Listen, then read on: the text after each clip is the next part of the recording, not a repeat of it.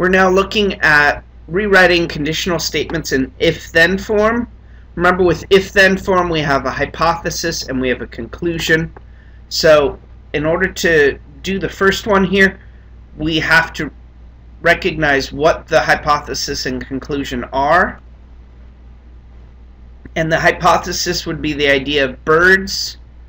The conclusion would be the feathers. In general, the subject is our hypothesis and the predicate is our conclusion, using English terms.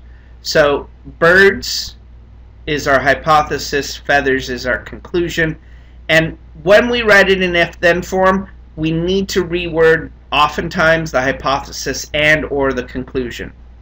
So if we have all birds have feathers, we need to rewrite this as an if statement.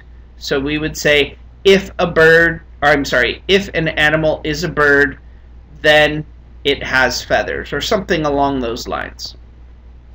So an animal is a bird is our hypothesis, it has feathers is our conclusion. For the second one, two angles are supplementary if they are a linear pair.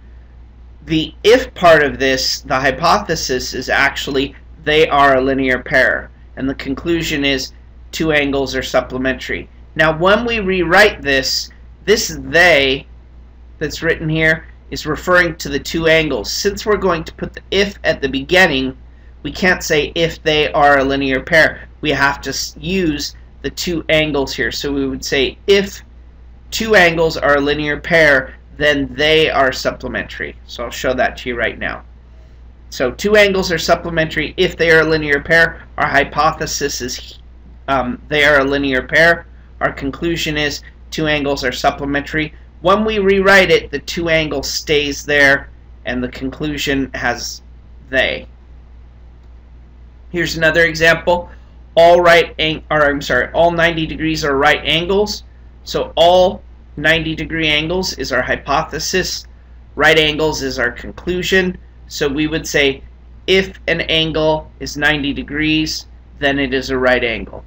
If we have two angles that we're talking about, like linear pairs or vertical angles, we would have to say if two angles are vertical angles. But in this case, we're referring to one angle being a right angle. So if we were to rewrite this, if the measure of an angle is 90 degrees, then it is a right angle. And here's another one. Another way to look at if-then statements is a cause and effect. And so if we look at this, this is actually written backwards as well for an if-then statement. The if part is x equals -3.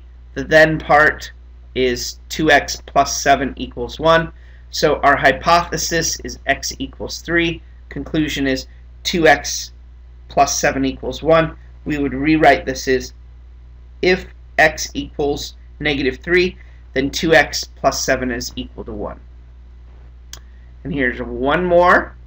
When n equals 9, n squared equals 81. This is written very similar to an if-then statement. So if we were to rewrite this, we would just write, instead of when, because this is what comes first, if n equals 9, then n squared equals 81. And here's another one. Tourists at the Alamo are in Texas.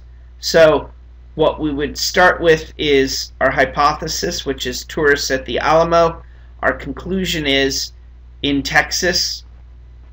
So we have to rewrite this. We would say, if you are a tourist at the Alamo, then you are in Texas. Or if tourists are at the Alamo, then they are in Texas. Either one would be fine. And that's it. Thanks.